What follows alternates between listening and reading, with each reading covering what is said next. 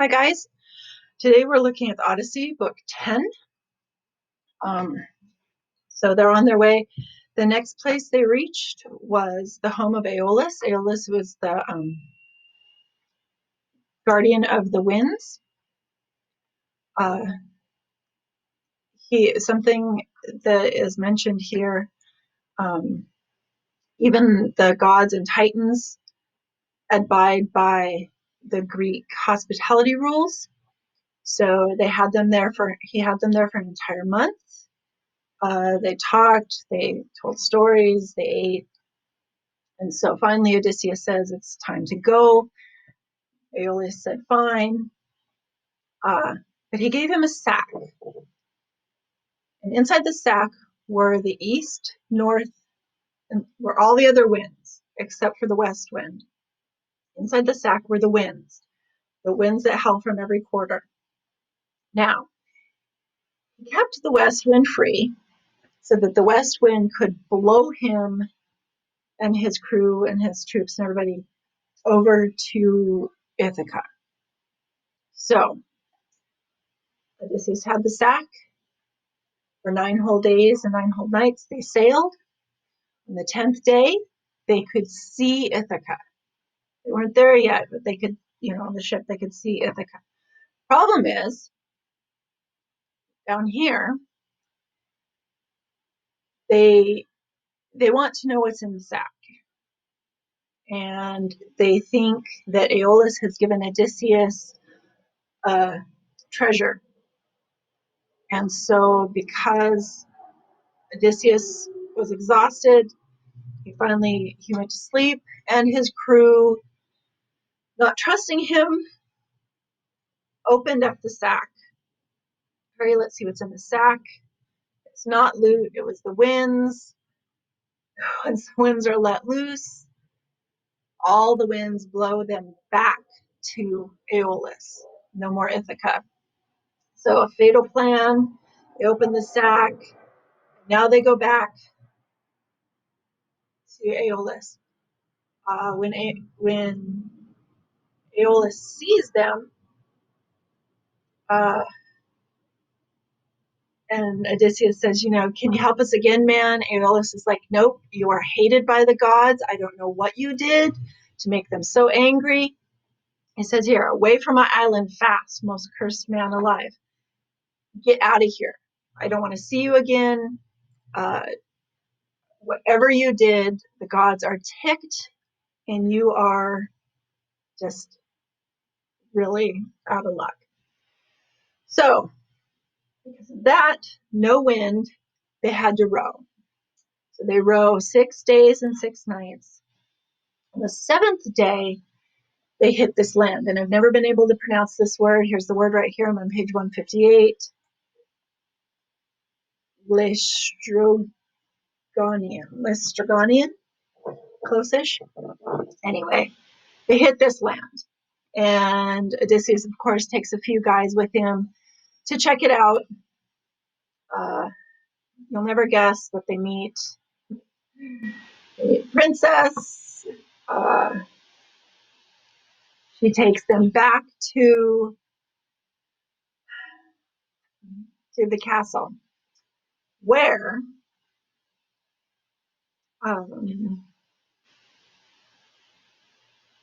they entered the palace. Here I'm on page 159. They entered the sumptuous palace to find his wife inside, a woman huge as a mountain crag who filled them all with horror. So they find this giant woman, just this huge lady, and she calls for her husband.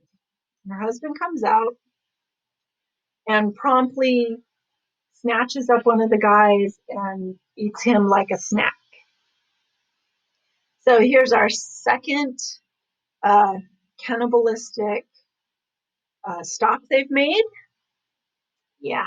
So they run away, of course. They didn't have any luck at all. So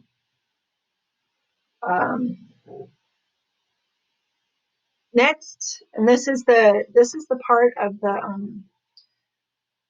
story that you'll see a lot of references to.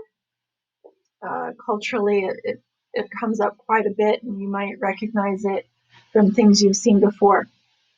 The home of Circe. Here it says she's a nymph. Some places she's called a witch. Just kind of depends on the translation. Here, Circe lives on this island that they hit next, and they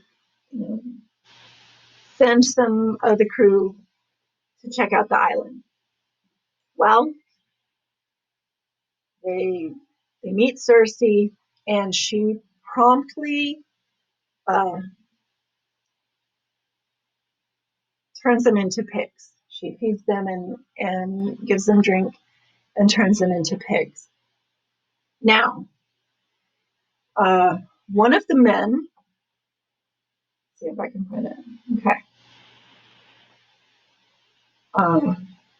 One of the men figures it out. He spies in there, and he runs back to tell Odysseus and the other guys, Circe's a witch. She turned those guys into pigs. So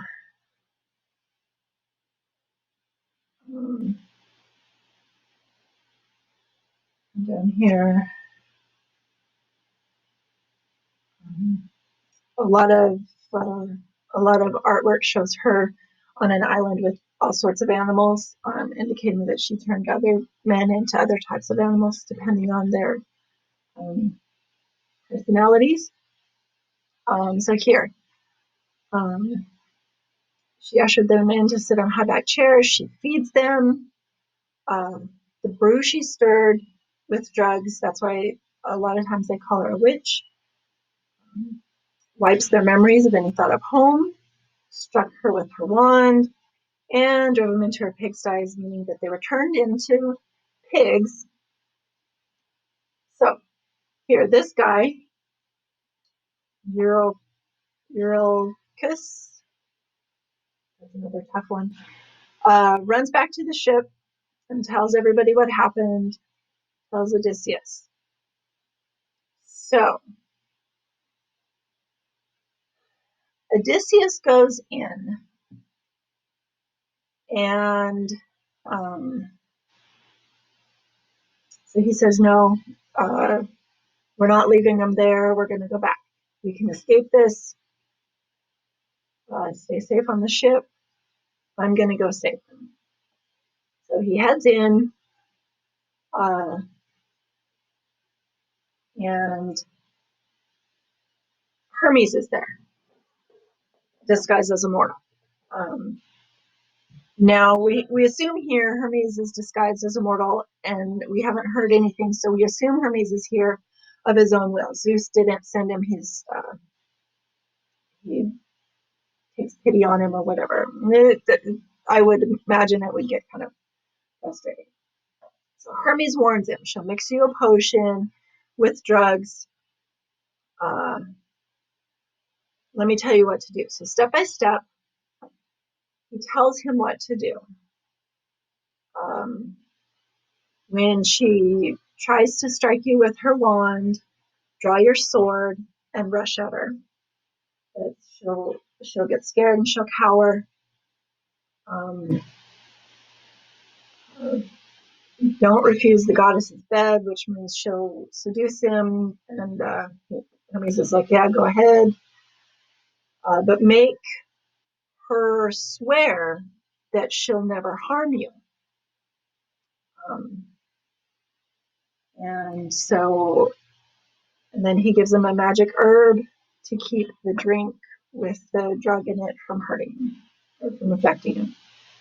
So everything goes the way that Hermes says.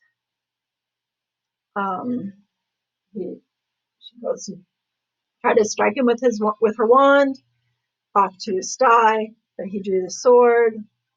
Everything went as planned, and then so she entices him to the bed, of course. In everything I'm reading, it talks about the juxtaposition of how Penelope is so faithful and he goes off and does whatever he wants anyway. Again, a sign of the times. Men were expected to be able to do that. You all know how I feel about that. So stays there for a little while. He's so sad. How can I help you? Please set free my comrades. Please. I noticed you turned my men into pigs. Please turn them back. And she does. He saves his, she turns them back. They escape her. Of course, they're, she doesn't want to just let him escape. He fights her. But at the end of the day, she lets the men go and they escape the island.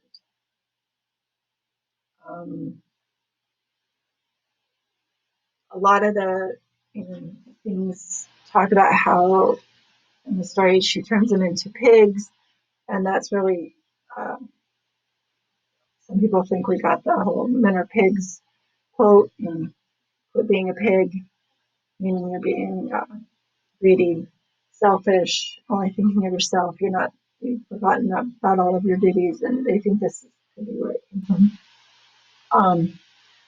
Anyway, it's important to know about the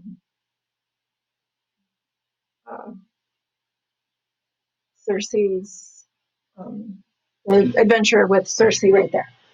Now, at the very end of that one, goes into the next one. She tells them, he asks her for help. How do I get home? She doesn't know. She tells him to go see Tiresias. Tiresias is a blind prophet, but he is stuck in the underworld. So here I'm on page 173. She's telling him, go down to the house of death and consult the ghost of Tiresias. He was the seer of thieves. He's a prophet. One of the prophesizers. He'll be able to tell you. So in chapter 11, it's their trip down to the underworld. I know it's not really exciting to read it this way or look at it this way. Thank you to all of those of you who have read all of it or have read read up to now. I really appreciate when you tell me what you think about it. I'm really impressed with what you guys have told me. I looked at one of the projects today. It looks fantastic. Keep working. The code word to get credit today. Let's have it be pig. You spell it correctly. And I will see you next time.